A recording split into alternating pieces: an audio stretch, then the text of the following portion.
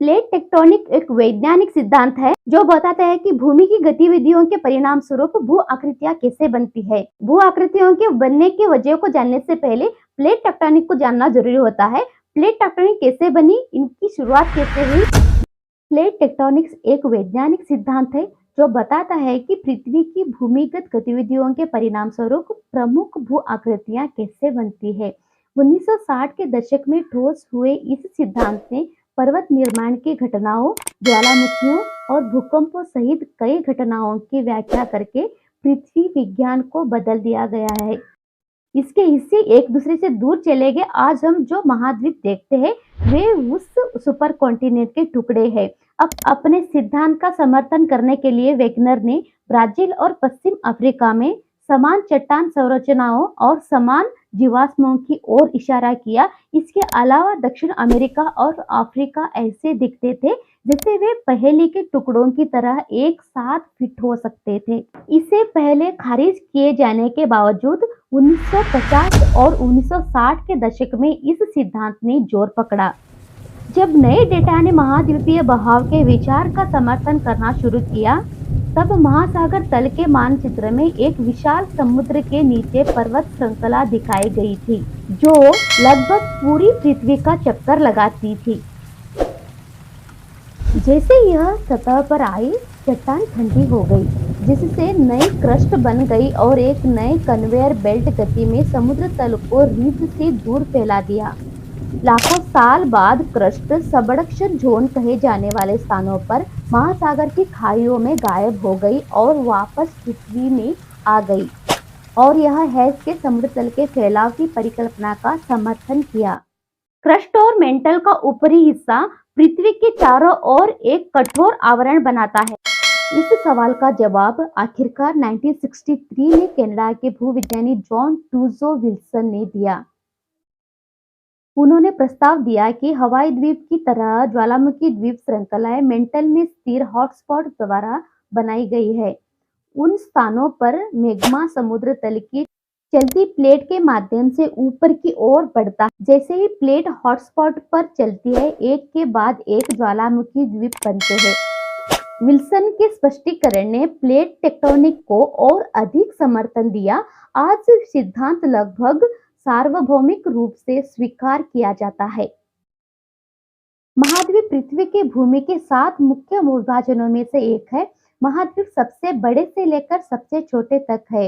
Asia, Africa, उत्तर America, दक्षिण America, Antarctica, Europe और Australia. जब भूगोलवेत्ता किसी महाद्वीप की पहचान करते हैं, उसी से जुड़े सभी द्वीपों को शामिल करते हैं। उदाहरण के लिए जापान एशिया महाद्वीप का हिस्सा है। ग्रीनलैंड और कैरेबियन सागर के सभी द्वीपों को आमतौर पर उत्तरी अमेरिका का हिस्सा माना जाता है। साथ में महाद्वीप लगभग 148 मिलियन वर्ग किलोमीटर भूमि के बराबर है।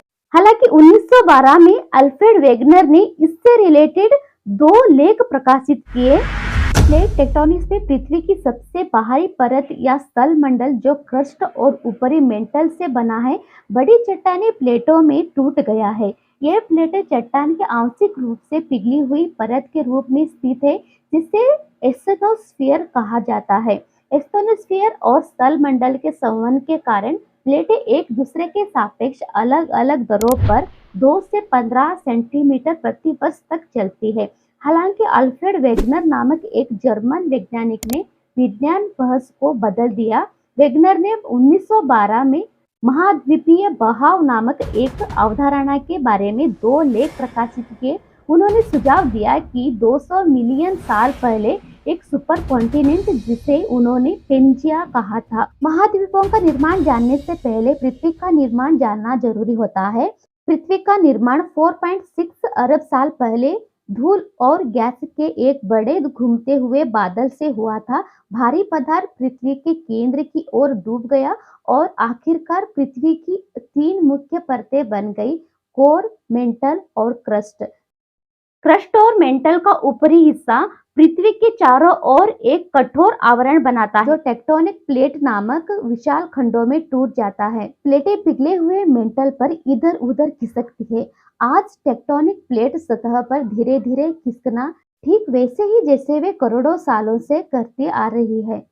वो वैज्ञानिकों का मानना है कि प्लेटों की परस्पर प्रक्रिया है, इन्हीं एक प्रक्रिया जिसे प्लेट टेक्टोनिक कहा जाता है।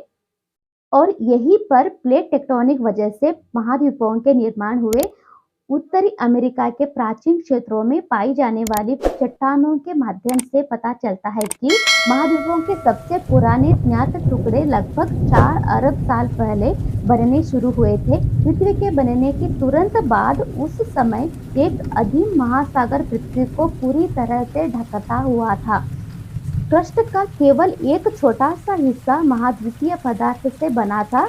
वैज्ञानिकों का सिद्धांत है कि यह पदार्थ सबडक्शन नामक प्रक्रिया के दौरान टेक्टोनिक प्लेटों की सीमाओं के साथ बना था।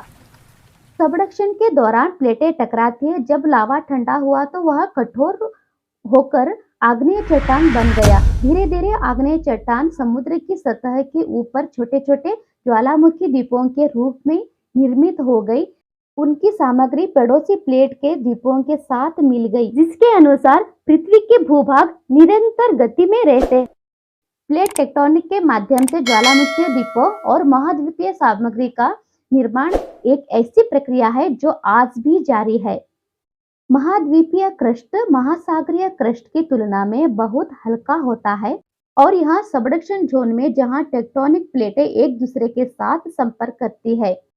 लगभग 200 मिलियन वर्ष पहले पेंजिया को बनने में मदद करने वाली ताकतों ने महाद्वीपों को अलग करना शुरू कर दिया और 240 मिलियन वर्ष पहले दुनिया की लगभग सभी भूमि एक विशाल महाद्वीप में शामिल हो गई थी। भूगर्भ शास्त्री इस महाद्वीप को पेंजिया कहते हैं, जिसका ग्रीक में अर्थ है सभी भूमि। जो लगभग 200 मिलियन वर्ष पहले पेंजिया को बनने में मदद करने वाली ताकतें महाद्वीप को अलग करना शुरू कर दिया। पेंजिया के टुकड़े जो अलग होने लगे वे उन महाद्वीपों की शुरुआत थे जिन्हें हम आज जानते हैं। एक विशाल भूभाग जो यूरोप, एशिया और उत्तर अमेरिका बन गया, जो अन्य महाद्वीपों और क्षेत्रों में विभाजित हो गया। समय के साथ अंटार्कटिक और ओशिनिया जो अभी तक एक साथ जुड़े हुए थे अलग हो गए और दक्षिण की ओर बह गए। जमीन का छोटा टुकड़ा जो भारत का प्रायद्वीप बन गया। उत्तर अमेरिका और यूरोप एक दूसरे से प्रति वर्ष लगभग 2.5 सेंटीमीटर की दर से दूर जा रहे हैं। आप भविष्य में पाएंगे कि संयुक्त राज्य अमेरिका के कैलिफोर्निया राज्य का हिस्सा उत्तरी अमेरिका से अलग हो गया है और एक द्वीप बन गया है। अफ्रीका ग्रेट रिफ्ट वैली के साथ 2 भागों में विभाजित हो सकता है और यह भी संभव है कि किसी दिन एक और महाद्वीप बन जाए। महाद्वीपीय विशेषताएं, पर्वत निर्माण, अपक्षय, कटाव और तलछट के निर्माण के कारण महाद्वीप की सतह कई बार बदली है। समुद्र तल से ऊपर भूमि की औसत ऊंचाई लगभग 838 मीटर है। हालांकि प्रत्येक महाद्वीप अद्वितीय है। सभी महाद्वीपों में 2 बुनियादी विशेषताएं समान हैं।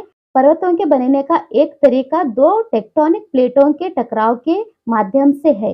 भारत को ले जाने वाली प्लेट ने धीरे धीरे और बलपूर्वक भारत के भूभाग को एशिया में ढकेल दिया। जो प्लेट अन्य प्लेट पर सवार था और यह टक्कर आज भी जारी है, जिससे हिमालय हर साल ऊंचा होता जा रहा है।